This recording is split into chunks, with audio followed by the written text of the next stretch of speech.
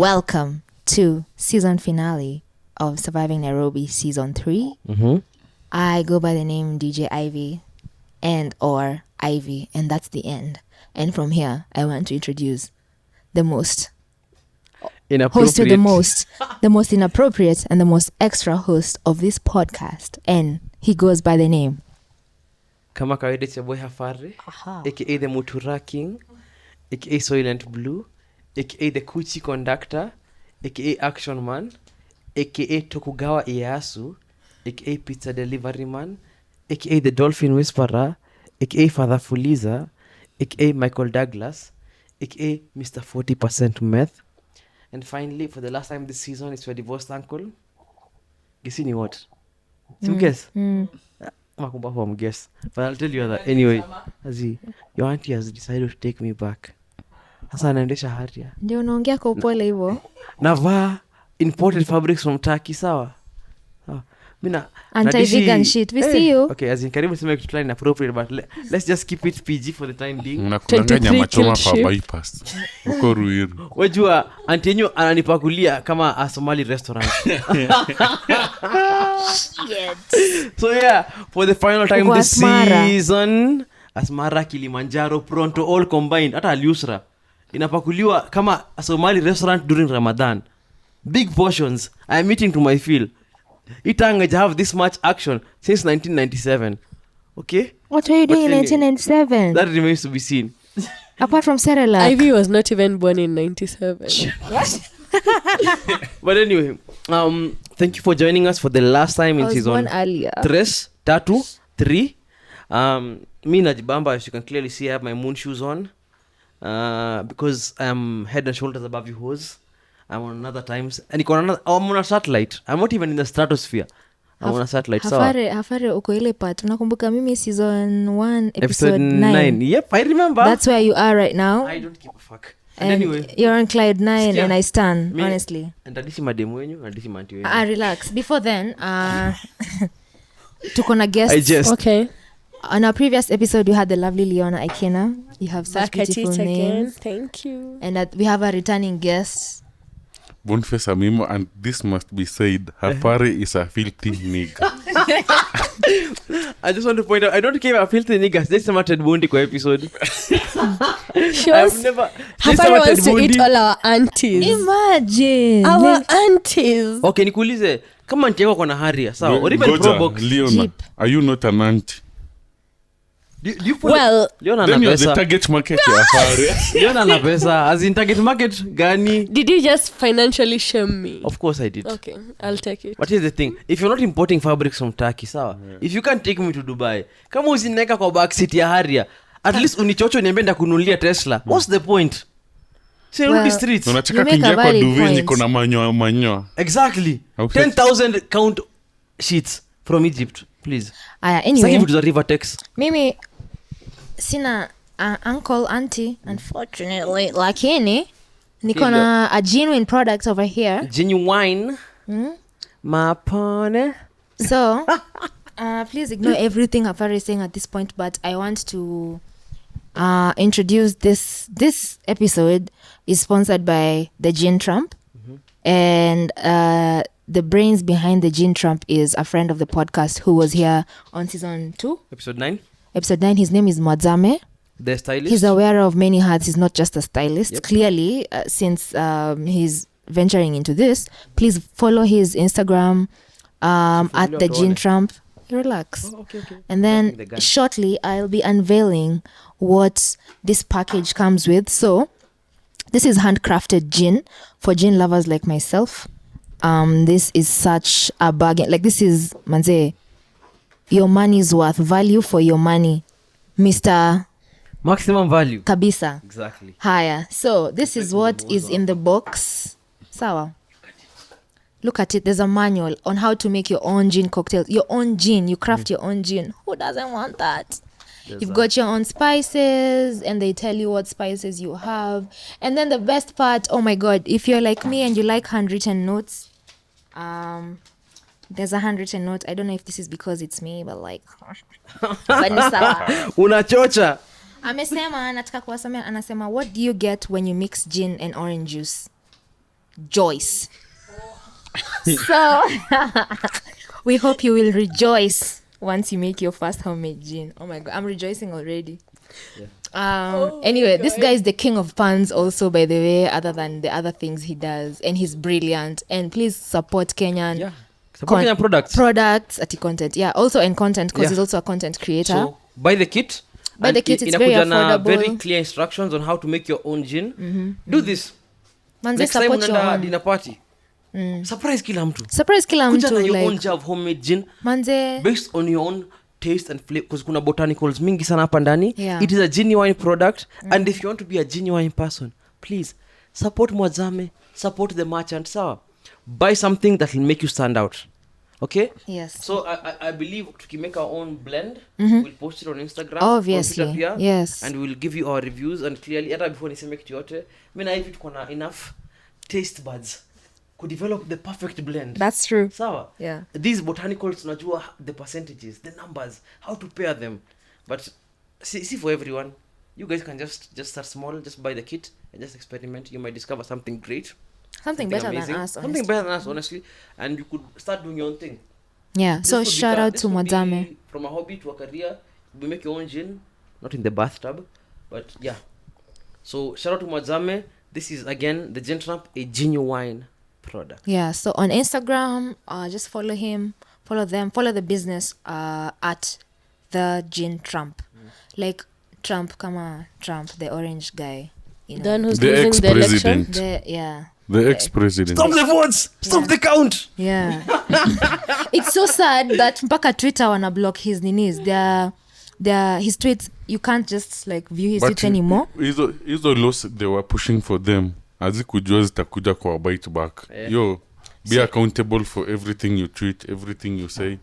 Because what you say online and what you say in person, it's still new and umesema. So kwa unadanganya the masses, they'll be filtered. That's true. Na Trump yeye ni expert wa kudanganya the masses. So Twitter ina filter. Trump is just a Businessman. Gemini. A con man. Trump is He's like also a Hafare. Gemini. He is a Let me Gemini, tell so you- that makes sense. By the way, tell you- Hafare angekuwa a white rich man, angekuwa Trump. So I agree. full of I don't know himself. why I agree, But but then, I agree. You know, nyote kwani amnijui? Si ndio tunakujua, ndio maana tunasema. Si ndio Wewe- Hafare, what's your Wewe- star sign? Eh? What's your star sign? Mimi, a Virgo. It also makes sense. This makes As sense. in, what does it make sense? You know what? I will not. No, you cannot attack Hafare's star sign remember, because anyway, we were both on the same day. You're So Exactly. she Mimi seems- na- You're also like a different kind of Virgo. He's a How can you be a different kind of Oh, Virgo? I'm the because good they're not the Virgo. same day? No, nobody said it's a good kind. But anyway, But other anyway, than okay. this, astrology aside, I remember in season 1, I promised that we were going to talk about astrology, and I'm going to fight for that, guys. Don't No. We will fight against it. That I will will be a fight next with you. episode. Oh, As you in- think? Wait, You know not the be thing- Can I replace Hafare at that episode? Of course. Oh, yeah, you can. You can. Haya. Maybe in fact, as in, That's mimi ni we are expendable going to have character. we are going to have Tutakuwa friends na- of the tuta- podcast. tutakuwa tuna run a parallel episode Say, excuse. from our tutakuwa own location na tutai-upload Why under do the men same destroy name. everything? Kama ni season 4 episode 1 astrology, Men ruin pia sisi everything. tunaenda kupost season 4 episode 1 another topic. Sports. Yeah. What else? Sports. Barcelona Jose El Mourinho. Clasico. Exactly. Tuna-analyze El Clasico. Will Messi really leave Barcelona? Eh, But speaking of that, it's that will be Nadal the clearly- goat. Bonnie, that will be clearly being infringing on boundaries me and Ivy have set together That's true. in this podcast and respecting each other. And that comes into the topic of the podcast, that episode that I was so passionate about from the beginning. I even told Ivy, Right. I want to talk about something that I feel like everybody needs to define. Inaitwa Boundaries. What are your boundaries? How far will you let somebody go, or even yourself go, in treating yourself a certain way? Hadi useme, you know, this is enough. Recently, not even just recently, unaelewa, just like a few months, or maybe 2 months ago, sindio, somebody was extremely disrespectful to me, sindio, and I decided to ignore it, sindio. I didn't even tell them, like, I didn't even confront them, despite my nature, because of other factors that I will not go into right now, because kuna other people were involved. So I decided, because as Minim say, very confrontational, but decided I'm gonna hold my tongue because it might affect other people. And then like a week or 2 ago, the same person alikuja kuniambia, I finally met the person and I confronted them in person. Nikamwambia, why would you talk to me in such a way? And their claim was like, oh, I don't even remember talking to you like that. I don't remember even me saying those things. And then they flipped it on me like, why didn't you tell me the first time nilikuongelesha hivyo? So basically, iligeuza from me being angry at a situation to me being the person who is responsible for that situation even existing, because sikumwambia ati aliniongelesha vibaya. And I sat down and I thought to myself, I had not put up clear boundaries with this person because I had assumed that this person would be like me. Na understand that kuna a certain point that inaweza fika sisi our relationship haiwezi fita hapo. There are things Bonie will tell me that no other person can tell me. Kuna venye Bonie ananiongelesha, if you meet me and Bonie tuongeleshana, you would think we don't like each other, because Bonie akinipigia simu ananiambianga habari wewe low life. Sindio? Exactly. Let me nikimpigia naambia wewe low life. I won't even say what he tells me when he calls exactly, me. Exactly. But because we understand our boundaries and where we are at our relationship, me hata sisi take offense. If somebody else was to call me and niambia ati habari wewe low life, I'd be livid. No. And I feel to a point I should have defined my boundary exactly where it is with that person, because if they had known exactly what my line was, and usipite line, this is the Rubicon, do not cross it. If they had realized that, maybe wangeniongelesha hivyo. But I'm not gonna blame myself because I did not deserve to be talked to like that. Yeah. Boundaries are boundaries for a reason. And I just want to ask everybody hapa, clearly kuna watu wame cross boundaries zenyu. What was the worst instance? Mtu alikuja akasema, alipita boundary mbao akasema, wall up. Hold on. Wall up, just wall up. You just have to back up a little bit, little homie. Yeah. Guest. Bonie Amimo, the big nigga. Mi unajua mi personally. Mi nakwanga fenceless. Kwangi na boundaries. As in dangerous living. Yeah, hiyo ni very dangerous living. Lakini of course kuna vitu zenye mse hafai kukufanyia manze. Yeah, kuna vitu unajua respect ina come from the small things. Si hata the big things. Mse akuje tuseme akuombe something like a car, aende akurudishie na flat iko empty. Unajua mtakosana vibaya hata kama ni beshte yako. Na inakwanga the people closest to you ndio wanafanyanga hivyo. Mse like unampea like pesa doesn't return on time na amjazoeane hivyo. Kuna wase kama mimi na Hafare, we give each other a lot of money by day. And we take time to pay each other.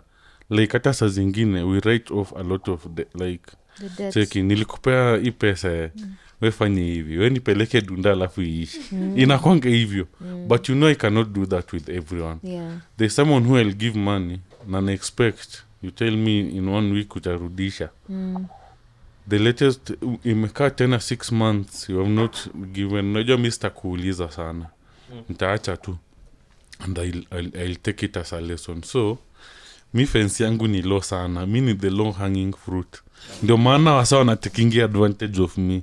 I don't know how to help it, but mi ni msem generous. Na write off things haraka na si hold things at heart. But haimanishi sija mingi.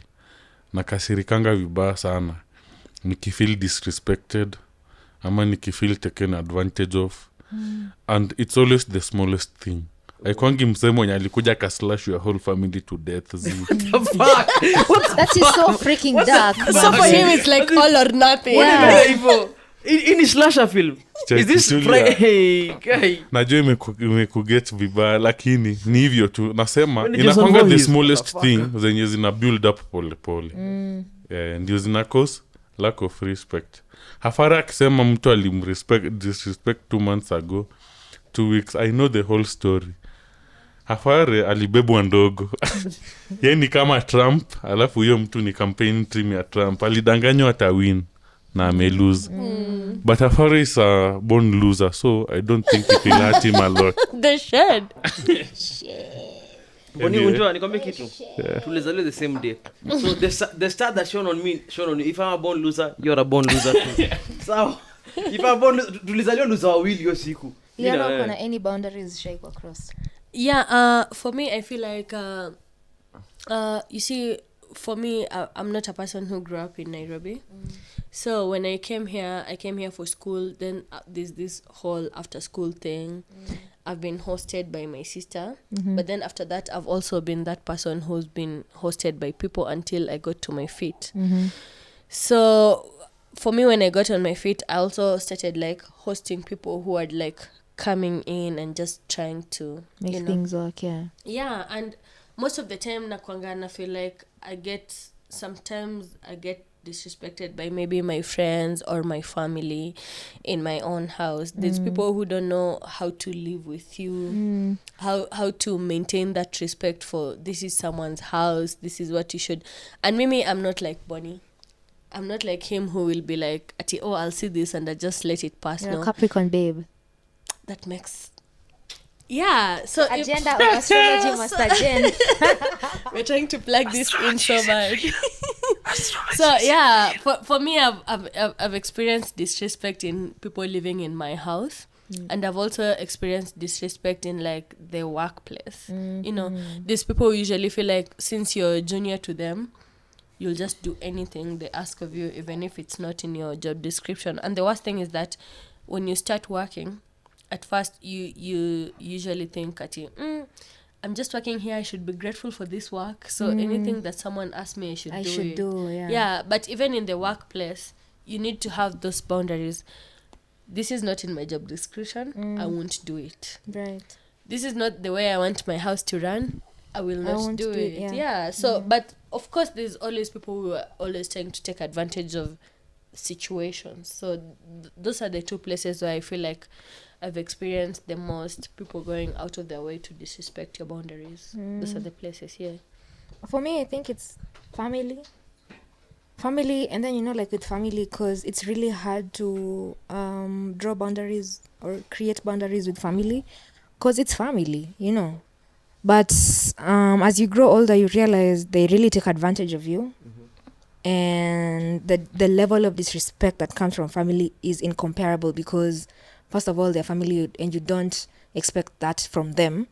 And then number two, you're your own person.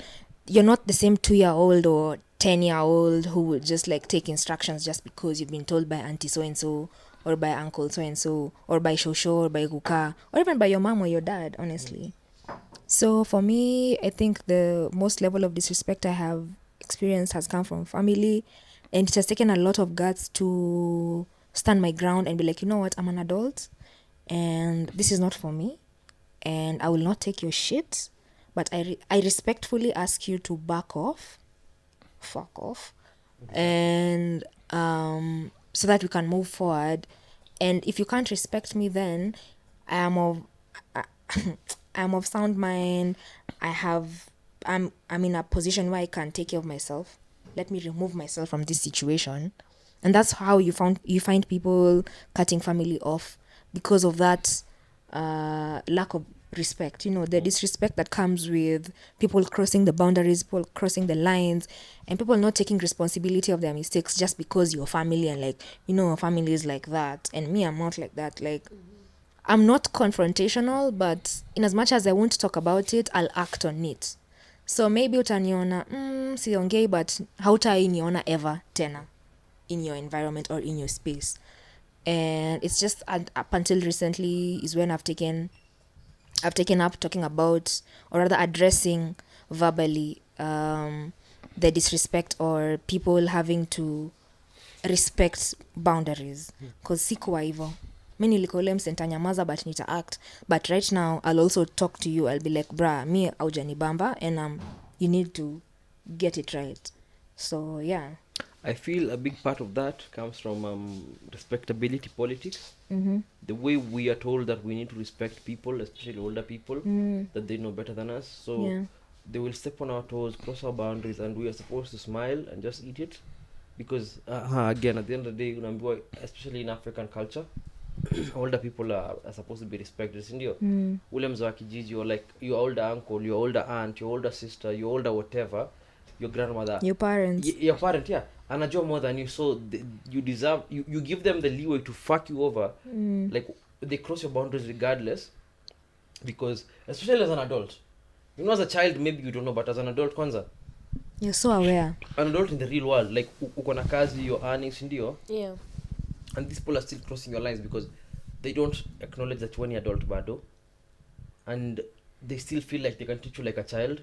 So inafika point that you have either to draw the line in the sand, kwambia wase it's either this or that, or you accept it.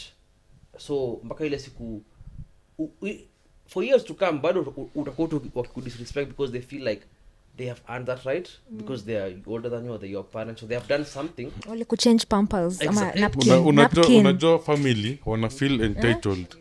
Mi nilikuchange napkin ukikuwa sijui miaka ngapi. Unaongelesha hivyo. They gave you 500 bob of pocket money in high school. In 1963 in independence. Mimi nazambia kuvaa napkin kuchange basi. I believe that Bonie is that old. Unajua family wanakwanga shocked ukiwaambia okay bye. Mr. Key stuff iendelee. Sana. Like ukistop something within the family. Kitu yenye auko unapenda ama kitu ulikuwa unaona ni toxic kama break the cycle. Wanakuwa shocked sana. Wanasema guy. Yani bonds speak at your face. You see, the other day I saw somebody on Twitter talking about it. Oh, how can you guys cut off family? And then I realized there's people who live in such a bubble that they don't realize there's people who have family that are really toxic to them. Extremely. Because me, growing up, I've seen people like this. Like, oh, I've seen my friend whose sister used to take money from her when she does business. You get? Like, if your own family can come for your money that you've hustled for, what's the reason for not cutting them off? I think people don't understand how hard people work for what they have. Yeah, that's that's one of the things about, like, I think we did this, we'll have another episode with Shad. We talked with Shad about black tax. And it's the expectation and the obligation that, imagine kama mimi saini amke sindio, I go out there, I work hard, I make my money, niweke juu ya meza yangu, ni count this how much I made today, nilale, my sister, brother, uncle, father, aunt, whatever, regardless, my friend hata akuja ingia room yangu, your cousin akuja akate nusu aende atumie, alafu I'm supposed not only to accept that ameitumia, but forgive them and stick with them and just hope that they don't do it again and continue the relationship venye ilikuwa. In fact, you won't even hope that they don't do it again. You're supposed to accept that that it's part of that it's the culture. Like uko na pesa si atuna. I'll tell you a story. Emmanuel Adebayo, you remember when his story broke a few years back? Oh my god, I remember that story. I don't even know and mother and mother and everybody. Unajua ndio mtu akosana na madhe, you can kosana na father. Kukosana na madhe mpaka alienda akapost a long post on Facebook. Mpaka aliban the mother had some businesses, anauza some things with the name ya Emmanuel Adebayo. Akaambia mama yake, do not use my name anymore. Upon your family limfikisha. You know, one of the funniest thing for me, the story was Adebayo had bought a house in Accra, in Ghana, and he had given his sister, akamwambia, live in this house for me, because me I live somewhere in France, and I'm playing football in Europe, and I'm living in Europe. I'm living in Europe. Weka kwa nyumba unishikilie. So one day Adebayo goes to Ghana, decides to go sleep in his house. Ndio go see his sister. Goes to the house, anagonga gate, man anamuuliza unataka nini wewe? Nimeenda kuona mwenye nyumba, this is my house. Anaambia, is this not your house? She sold it. No, apparently she's been renting it out to another family. So the guy goes there, he has his bags and everything, he wants to go sleep in his house. Mwenye the guy who lives there anambia, wewe unanisumbulia nini? This isn't your house. This is my house. This is I pay rent for this house. I pay rent so and so, kumbe ni sister yake. Like the family had put this expectation on him that wewe you have to build everybody in the family, the extended family, lazima wajenge nyumba wote, and then you must give each of us a job. That was what the family was demanding. Na yeye akasema, I owe no one shit. Exactly, because you work hard for the things you have, sindio?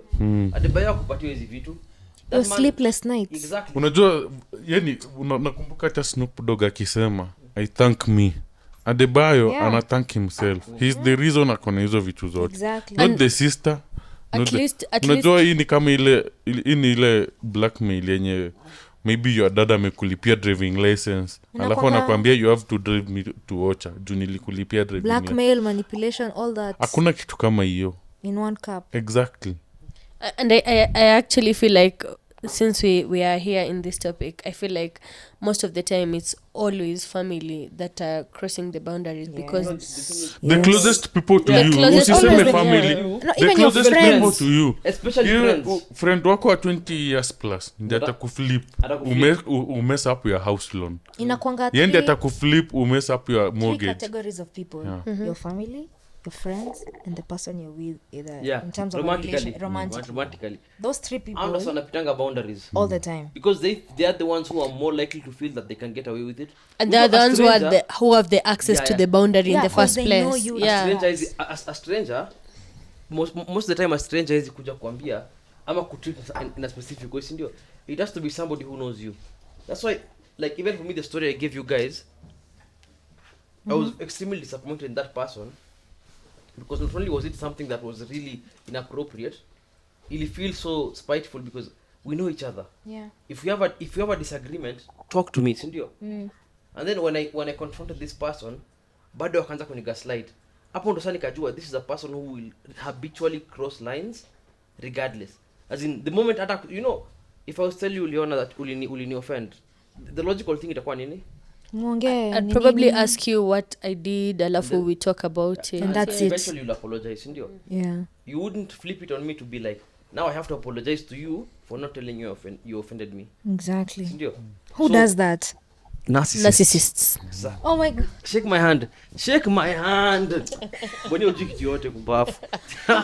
Check it, just because you're first to Tukwambie speak. definition ya narcissist. Unaweza spell narcissist hata? Guy.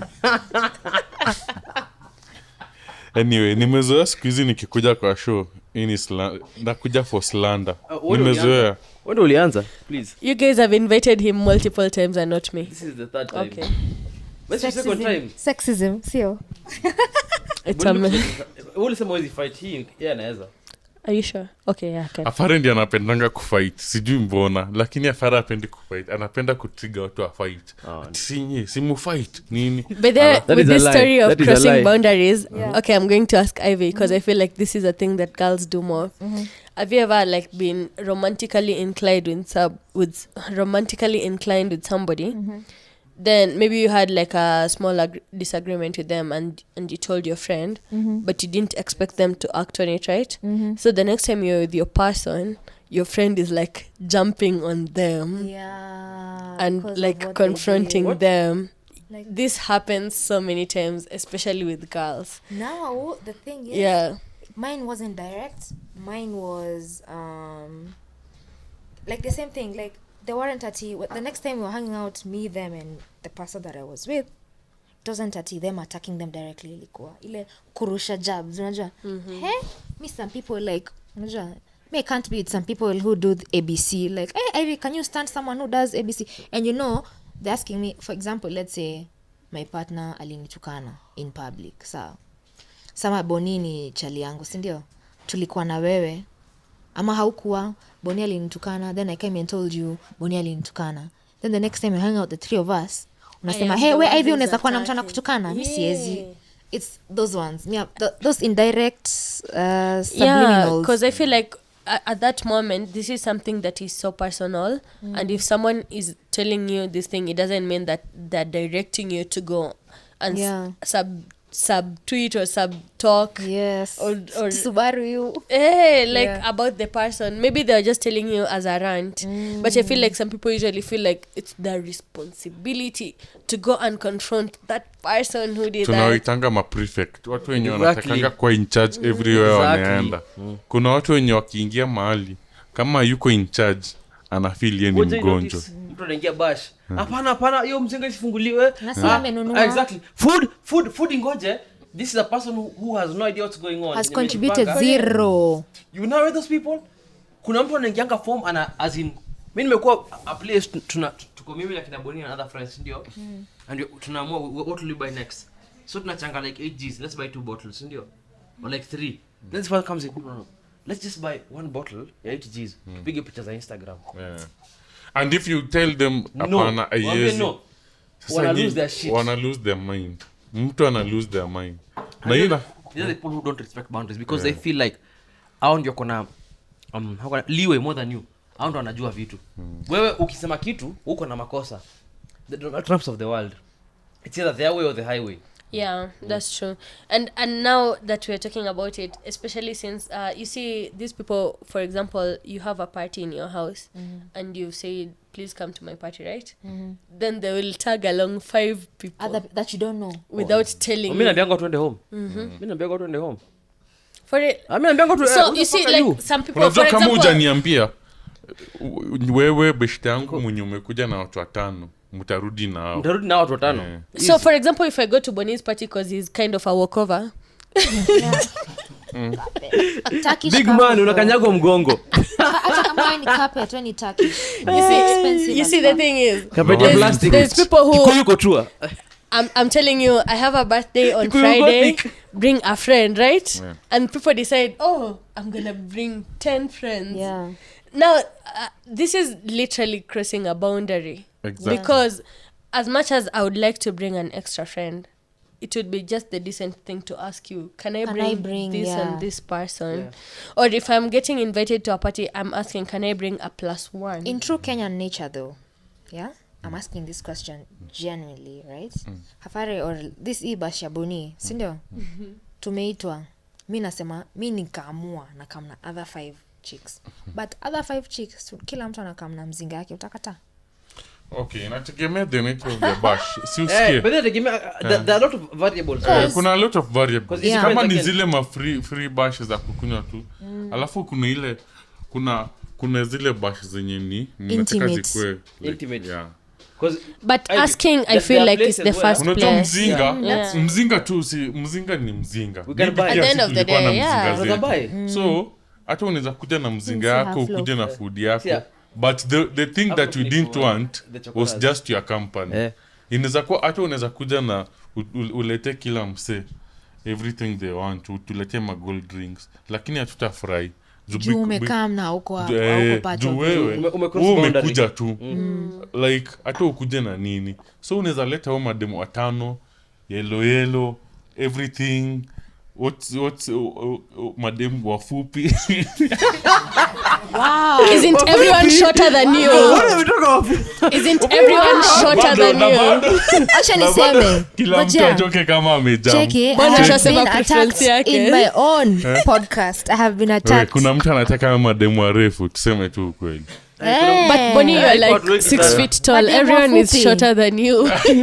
Bonnie is 6 feet tall. Ako built like a brick shit house. 6'3". You're 6'3". Uongo. Exactly. Oh, hi. The fuck are we You're 6'3"? not 6'3". Ini uongo. You're not 188 6'3". centimeters. 6'3". Uongo. Ay, Uongo. Bonnie, you're not 6'3" yet. Afare, najua uko insecure, lakini No. height Bonnie yako thinks he's yafai. 6'3" because half Kenyan men are like my height. Okay, That's kweli. true. Yeah, that's true. So- Yeah. Na unavanga viatu ziko hazina soles. Exactly.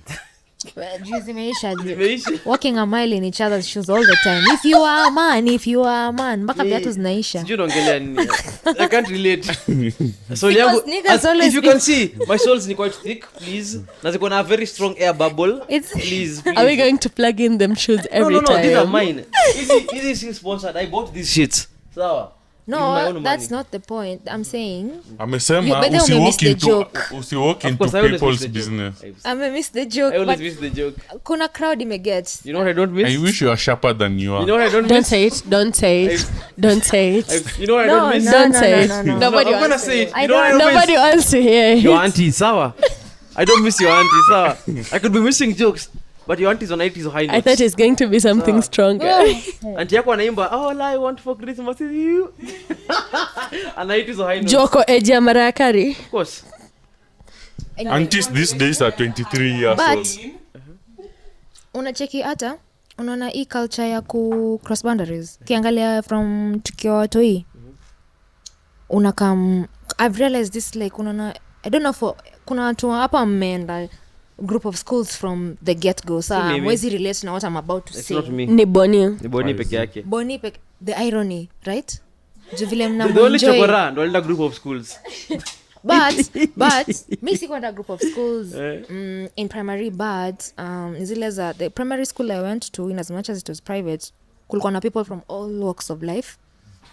So napata mse labda leo hajakam shule, kisha namuuliza mbona jana kukam? Anakwambia maybe there was a domestic issue at home. Sasa wewe umeambia kitu kama hiyo, anakwambia usiambie mtu alafu unaenda unaambiana. Kuna udaku na kuna usabasi. By the way, kuna difference. That's true. Usabasi. Hiyo nini?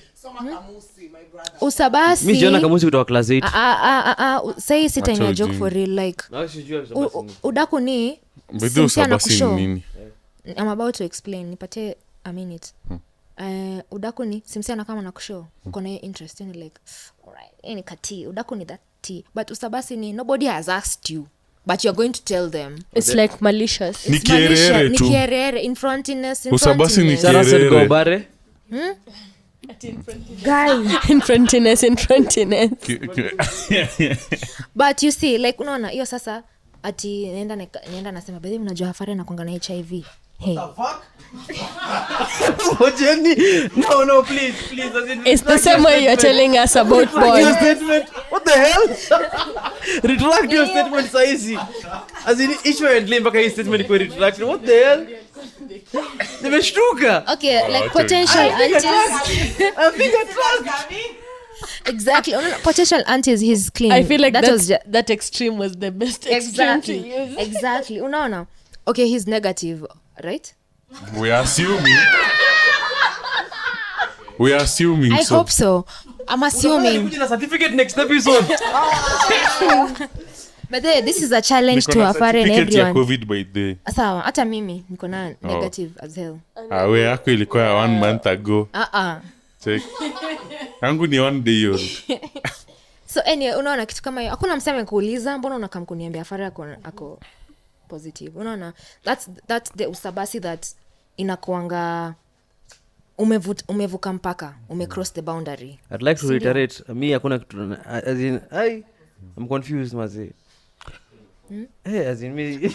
But I'm just trying to Naelewa. That's the thing, like na ilianza from utotoni, and this is the things unaona. Nikishasema hivyo, ati wow, Hafare has this, Hafare has that, Hafare has this. So you get to the point where even as an adult, you don't know the difference between you don't know how to handle a secret. Unajua kama watu walikuwa watoi wanasema hiyo usabasi na hiyo ingine udaku. Alafu they get away with it.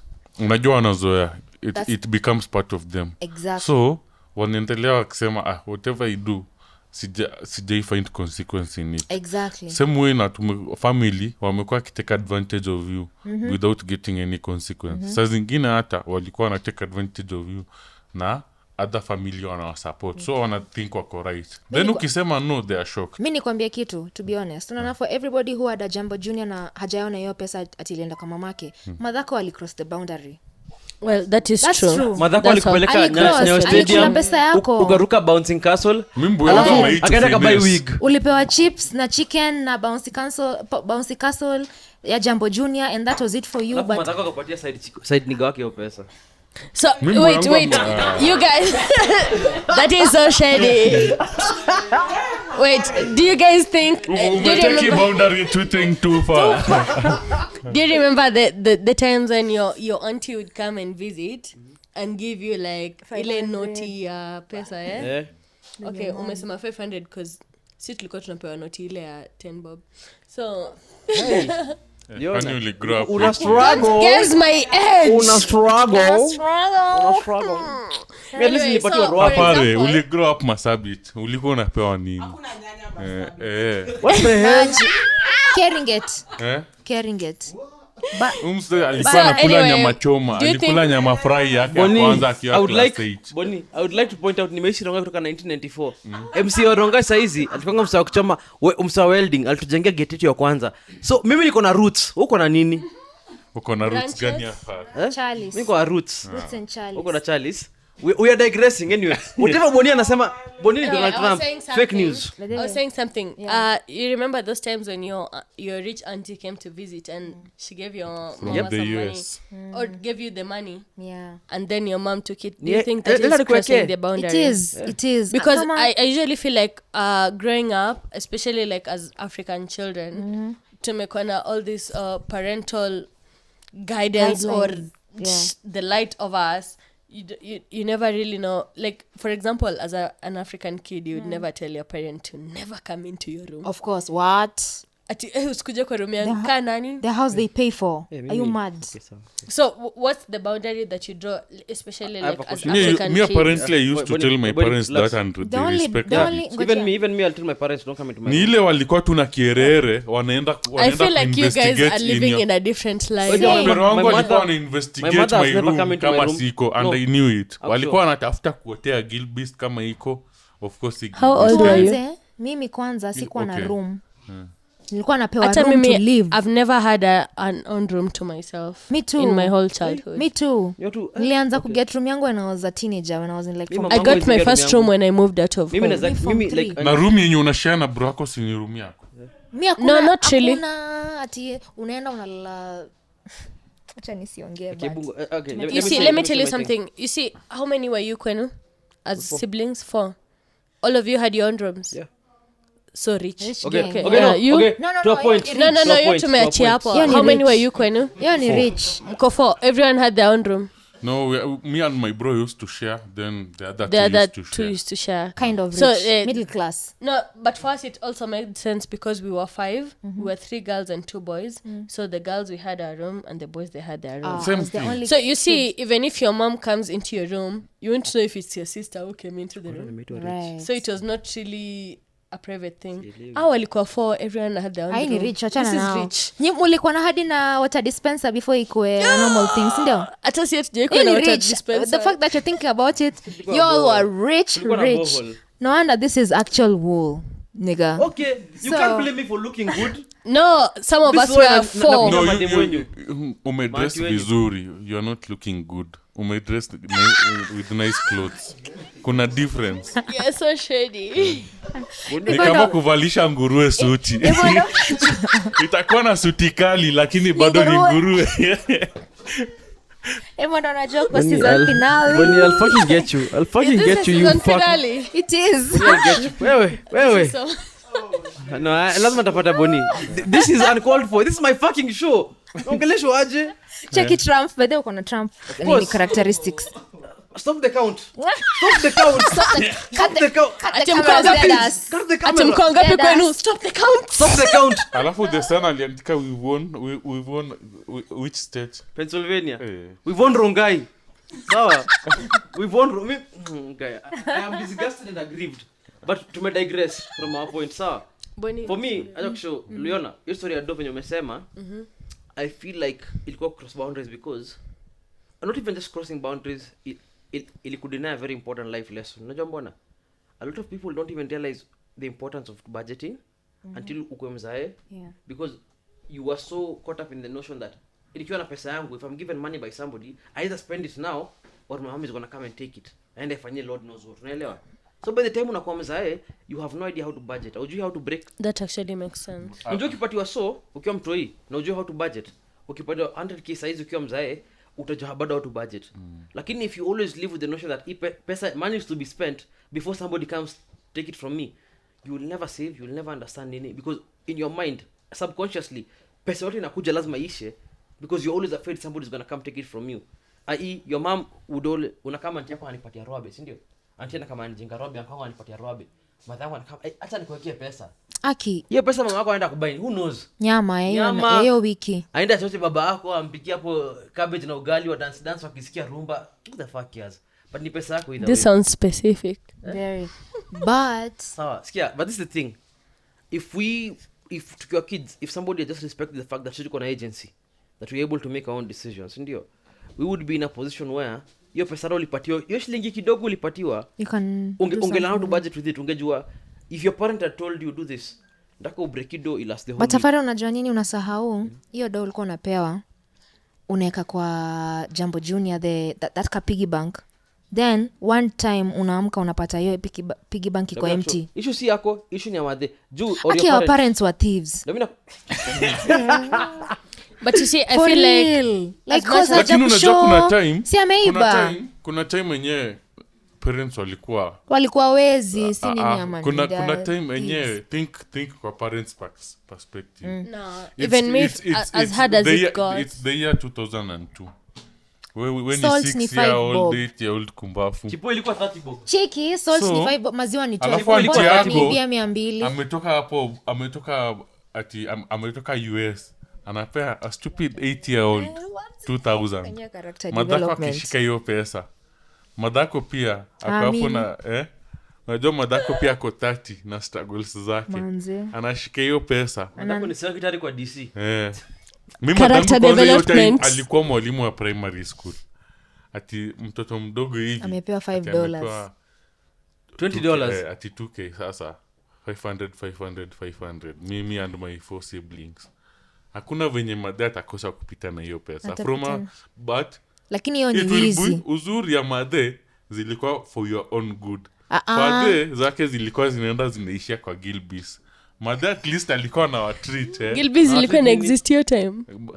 kitambo mbu yangu alikuwa na kunywa drink ilikuwa inaitwa Bond 7 Wait, I can believe Bond 7. Bond 7 ilikuwa the Gilbis of the early Pombe nilikunywa 2000s nywele yangu zikaanza kuturn grey. If you're below 45 haufai kuwa unakunywa kitu. Are you That sure was it's the not Gilbis of the early 2000s. your real life just manifesting? Leona, my hair is kaka kuna kitu moja mta Islanda.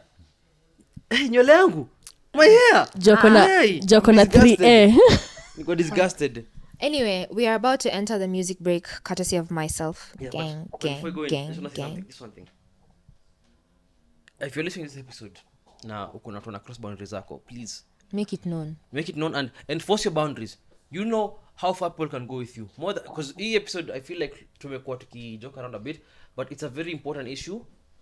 Do not let anybody cross your boundaries. Always let your boundaries remain zako. Unacheki? Ndio maana ukiendanga park kuna electric fence. Kuna separation between what people can do to you, how they can speak to you, how they can approach you and how they cannot. And you have to make it known. The moment you don't make it known, mimi niliambiwa kitu fulani nikiwa mtoi. You let something happen once, you let it happen a million times. That's true. Mtu akicross once, mnaikanyagia hapo. Let people know when they fuck you over. When they cross your lines. Ukicheat on Ivy's auntie. Ukicheat on Ivy's Hey, auntie unacomplicate alafu vitu. akuache. If someone cheats on you, leave them. Of course. But anyway, Right. that's not important. Right. Ni vitu. Just Hakuna kitu kaa hiyo. understand your I boundaries. disagree. Wait, shut the fuck up. Any story Sikia. for another day. Hey, just understand your That's a boundaries. topic. Nasema, understand your boundaries and always enforce them. Because if you let anybody cross them You'll once, go so far. they will all give them an inch. And They'll go a mile. They'll take a mile. Sindio? Yeah. So just always enforce your boundaries. And nimebambika season imekuwa fiti. I've started for the last time this season. Wow. Music who's- break. Music break. Of course. Music break. Music break. Kuna ngoma nilisikia tu unaweza kula chapo ngapi? I hope utaipeleka mix. Najua hiyo natoa form. That kid, what's his name? Trio mio. Triomio. I I love love Max that Wahaga. kid. That's Max Wahaga. How old is he? By the time Maybe ngoma Stretch Max 17, Wahaga. 18. Ya Lil Maina. I wish I had that energy at that age. It's the same guy. Yeah. No, it's the same guy wa unakula chapo ngapi, si ndio? Lil Maina. Yes. Stretch By the Max way. uko na Stretch Max Wahaga. Anyway, utasikia tu. Uweke kwa hii mix. So please Teweka. Apple Music, Music YouTube kila break. mahali kuna stuff inaitwa Stretch Max Wahaga. Also another thing that I have not I hadn't talked to Hafare, but I know he'll say yes to. We're going to put all the Surviving Nairobi mixes on Apple Music because it's possible.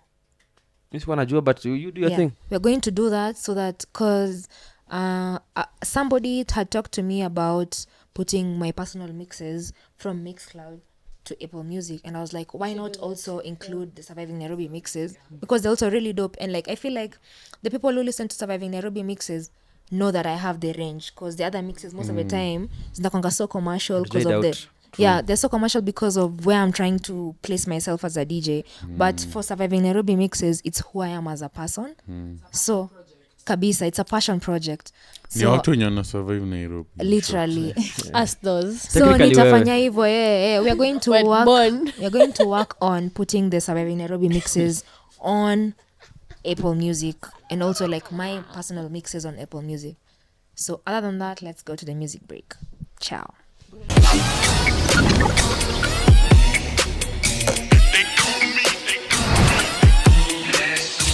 And we are back from the music break. Thank you so much for rocking with us. Tunakiuka amri na Baya sana. tunakiuka mipaka. Yeah. Mpaka ni, but ni sawa. Personally, I'm not quite educated. Tunakiuka amri ya Surviving I Nairobi. believe that. This is a Kushite, hajui Kiswahili, ni sawa? It's Kushite. okay. Yeah, he's a Kushite. Unajua Sheng. nani sawa, imagine it's okay. Tuna bugda. Get out. Wakimwok Mbogi warazi Genje ni tunabuya. Anyway, Mbogi Genje ni the Van Gogh of Eastlands.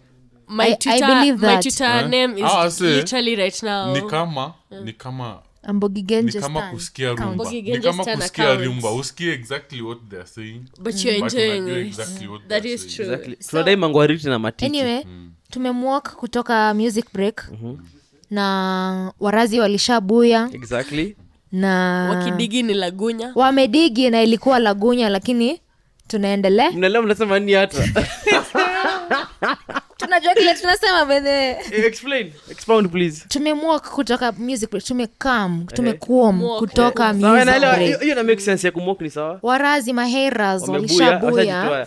Wakidigi ni Lagunya inamaanisha No, the nini? good thing is kubuya pia in coastal slang it means the same thing as Exactly. Nairobi slang. Wakidigi ni Lagunya.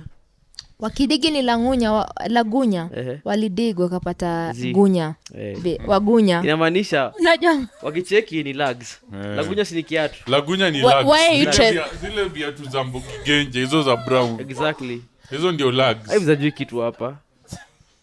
But anyway, it's not Nimetry important. though. Kwanza Wait, mlima ngwete. Gosling teaspoon ni ya Kibla. Ni gri zimemwoka ni Cheki. shokre. Tulikuwa Are you speaking in wobbling. tongues? Tulikuwa wobbling. Uko poa? Hatukuwa Na majabling. majabling. Hatukuwa Ah, majabling. hatukuwa Tulikuwa majabling. majabling. Tulikuwa wobbling tu. Tulikuwa wobbling. wobbling. Tuko wobbling. Lakini yeah. wobbling ime nini? Imelandis. Imelandis. Melandis. Imecolors. Imekalas, Hatari brother. wobbling imekalas, imebaki na daso. Kadaso peke yake. So tuko inadi bado tuna operate. Hatujaenda kwa mrota. Hatujaanguka kwa mrota. Tuko Nani hivi. ana operating? Tuko hivi kuzidi kwa mrota, lakini Nani chief operator? Au Yeah. mangwete. Au mangwete. Wanadai deformed. By the way, tumedigress into nonsense.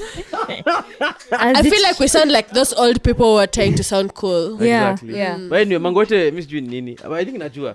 But anyway, Ives, we continue. Ngumi So ni?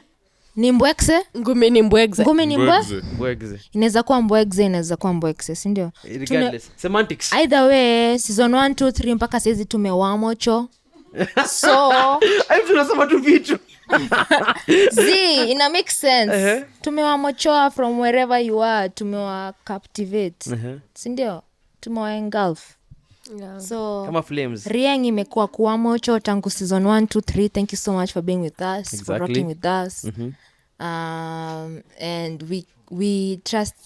Hatujui tunaendaje season 4 by the way, but tunaenda kwenda nayo, tunaenda. Season 4 na proposia mkwe muna shoot in different locations. Tunataka kushika hiyo microphone juu ya one of the peaks za Mount Kenya.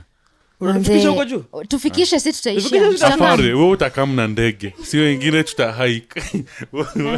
Mi siku Unanilipia included ndege? kwa hao Ati? wengine. Unanilipia ndege?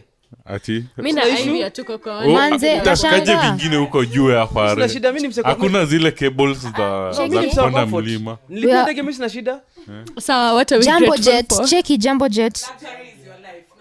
Guy, Exactly. me I By can't the choose way- to suffer like you. by the way, to be honest, if Ndio for maana those nini But inaitwa hizi vitu za surviving Hafare Nairobi ni juu ya Hafare. sana. By the way, like Number one seriously, survivor. kaa uko na namba yangu, ukiangalia WhatsApp status yangu niliupdate jana ama juzi. I was born for the luxurious lifestyle. Exactly. So Jambo Like. Jet kama mnadai kutusponsor, hatuwezi kataa, si ni nani tukatae. Yes, Yeah. Boni hata kuwahi kuchesiwa na mabuffalo through sijui the different climatic zones of Mount Kenya. Kubafu. Ucheki usini Anyway. blame juu hauwezi kimbia ukichesiwa na mabuffalo. The shed. I've never had to. No, I've never had seriously. to. I've never had to. Excuse me. Gentlemen and lady, we are coming to the end of season 3. This is our season finale. Thank you so much for being with us and for supporting us, Def. for your feedback, for sharing, for buying our merch, for wanting to buy our merch. Na just but hii time ya corona imekuwa tricky. I know most of you want to buy, but like pesa inabidi umepanga kiplani, and we understand, but we'll always be here. Kitu safi itakuanga haiendi mahali unless nienda chain. Aitenda chain. Nimesema unless nienda chain. But thank you so much, and like we are so great as Surviving Nairobi and friends. Thank you so much for rocking with us. And for this, I just want to ask Hafare, what are you grateful for? I'm grateful for this season, honestly, because like just seeing tunaangalia the analytics, we've never had a season this good. Yeah. In terms of listenership, in terms of engagement, in terms of Right. viewership. Plus, this was the only season to make one now on, like on YouTube. We finally premiered on YouTube, and I am loving it. I love your comments. Me apena kuzisoma, mkisema this or that, the positives, negatives. I enjoy it. I enjoy the fact that finally to go like on a weekly schedule, except last week because tulishaongea about that. But we're on a weekly schedule again. We are putting out more content, more as in the consistency and everything else, and we are still planning other things.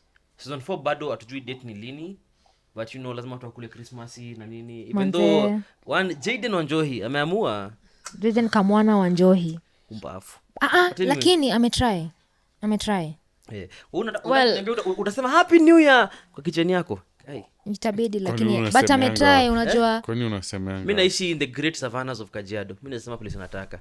Exactly. But that's not important. He curfew. Kama mmefanya covid test mnaweza kuja kwangu nyote. Niko na certificates. All right. No, but anyway, as in Benasema, I'm entrance really certificate for everybody. Certificate ya covid. I'm really grateful for everybody who listens, because this season ilikuwa a bit different. This season was tulikuwa basically we're just coming out of our shells, ndio. Experimental. We had been doing this thing for like 2 seasons like but we took it seriously kabisa this season, like we have to worry about the content we put out nini. And we are really glad about the feedback you guys have been giving us, and we hope that you guys fuck with us completely and utterly in season 4. So sitarudi unless otherwise stated. We'll still be back. We would want to shoot in other locations, but Bonika unaweza tafutia locations zingine, tunaweza shoot kwa living room yako ukitaka. We have no issue. So what about the roaches?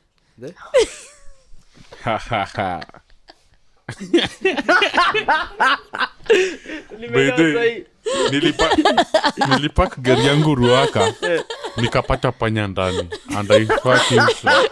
Hiyo si shida ya Ruaka, hiyo ni shida yako. Asubuhi amka. Shit. But anyway, to go too far honestly, and we are like say asijui kama mnaweza ona nje ya fuck na mmoja na nje, but say ni late as hell. So mimi nitamalizia I'll just say thank you for fucking with us. Keep fucking with us. Si tuko hapa bado, we'll still put out the content. We have a few more surprises up our sleeves kama nani aitwaje Boden kwa the Prestige, for those who get the reference. Tuko na a few things up our sleeve. So yeah, I'm glad you guys mmekuwa na sisi, and see you next season. Bonie, what are you grateful for? I'm grateful for legit people, manze. Watu legit tu. Bora kama we ni legit friend, legit supporter, legit fan. I'm grateful for you. So that's it. Yeah, it's wide, but pia si wide. Watu legit ni wachache sana. That's true. Yeah. Kama wewe uko na legit fans wanakuja kwa show yako, we legit wanabuy your tickets. Kina nyinyi manze, what? Of course lazima tukuje. Show yako ndio the only time Hafare ana do any physical activity. Anyway, personally really your friend? I feel like expose. kuna files nitafungua saa juu. Una go too far. I feel like any ceasefire. I feel like I'm grateful that you guys invited me here for these 2 episodes that we've done, because honestly I feel like I'm always one of these people podcast, I have to contribute to it. And I've contributed to it because I always hear just people just talking. And I feel like I have this whole different perspective on podcasts, because it's literally what somebody is thinking. Exactly. So it's you as a person who's tuning in, is just you're a person who is looking at other views.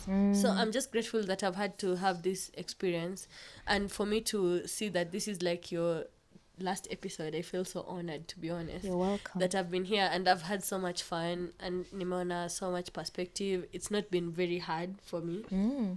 So I'm so happy for you guys, because I'm seeing that this is going to be like a very, very big thing. Thank you. Wow. Yeah. Hey. Yeah. From your mouth to God's ears. Because creating content is not easy. It's not. But season 3, really? Imagine. One of the hardest things people understand. Imagine.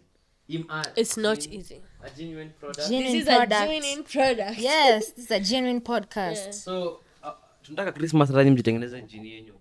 Chezeni na Mwadzame. Chezeni na Mwadzame, by the way, he's the real deal. I'm just grateful for everybody. Backstage, camera guys, producer, Bukachi, the crowd, the audience, studio audience, the guests for coming. Cause unajua mi usishinda nikisema si must to come. Unaweza sema haujisiki kuja na utudanganye unaumwa na tumbo ama uko na cramps. Ama like gari yako imeshikiwa mahali. And we can't force you to come. But like you chose to make the time. Umepick outfits. Manze umetuletea drinks. Uko sure bwana alipiki outfit. Hafare anakaviwanga ama tukutane kesho. Sijui lakini imekuwa wikata. But like for real, like see for granted, and like even the guys who are doing the videography for us says you are overtime wanafaa kuwe out there either with their people or in their beds or wherever, but they're here. Thank you so much guys for coming, so much for making the time. Other than that, mi niko tu nimechill. Come for my shows. I promise you I'm dope. Please come. Thanks. Bye. She is dope. Promise like wanajua.